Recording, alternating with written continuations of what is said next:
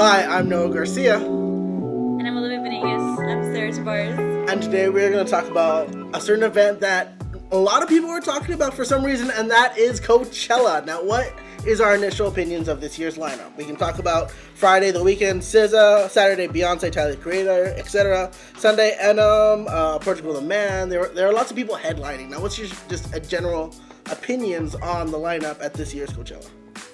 I kind of felt like it was more of like a R&B kind of hip-hop lineup, more so than the variety that they usually have.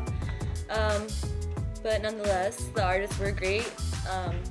We had Cardi B, of course, and Beyonce, which killed it on Saturday. Sunday, I don't know who. We had Enum, Oh yeah, Portugal the Eminem Man, and Dr. Dre. What do you think? What's your general?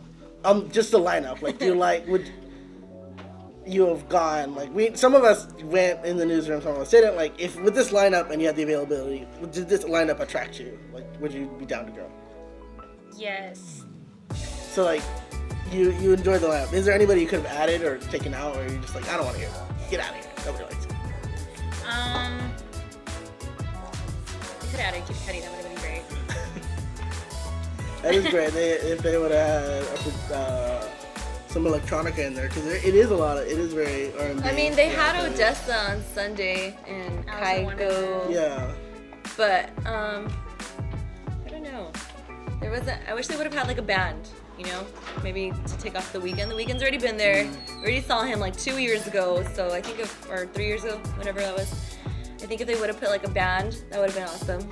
I think the only band there really was Alt J and Portugal the Man. The rest of them were like single performers. Yeah, a lot of Born. Yeah. But they didn't have anything.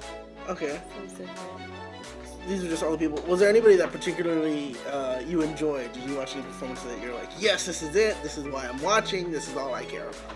Beyonce, she killed it. She brought her art, her A game. She turned her music into art, and she delivered it into a way. She envisioned it, and she delivered it in a special way that was pretty gnarly. She had a band there. She So many backup dancers. She had like over 100 backup dancers, which was pretty awesome. And not to mention, she was the first black woman to headline Coachella ever. So that was pretty awesome. She made For history. 20 years it's been there. And that's pretty cool. And I know some people are like, oh, why do you have to mention that in the first place?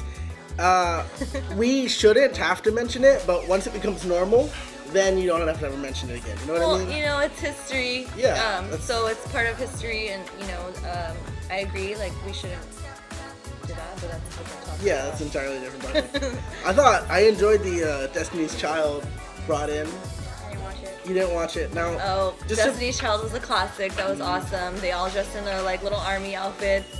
Did Soldier. That was great.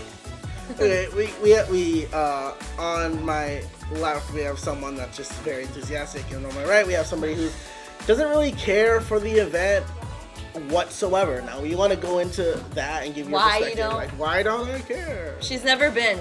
Never so. been. I don't really care to. I just don't see the hype. I don't see what's gonna make my life better.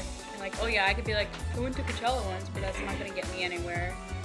Also, it's a lot of money, and then you have to pay like an additional for like driving over there, hotel or Airbnb, food, alcohol, not drugs, outfits, and all that. And it's like I don't see the hype. Have you been to a music festival before? I've been to music festivals, just not like really overly priced ones. It's actually worth the price. So if you figure if you go to a concert, that's like $100, and you're paying for what, a $300 to $400 ticket for 3 days to see over what, like I want to say like 100 artists. So If you get to see them. you gotta plan your schedule, all right? It's just worth it if you're into that. And I mean, if you see 4 artists at the most for 3 days, that's already worth your buck, because usually you would only pay $100 to see that person. Now I'm wondering, is there a certain artist that could be performing there that would drag you in? Kid Cudi. That's it? That's Kid Cudi? Just Kid Cudi? Kid Cudi. What is it? There's a lot of other artists there that I've already seen. Yeah, But he okay. does sing that song. He does yeah. do that.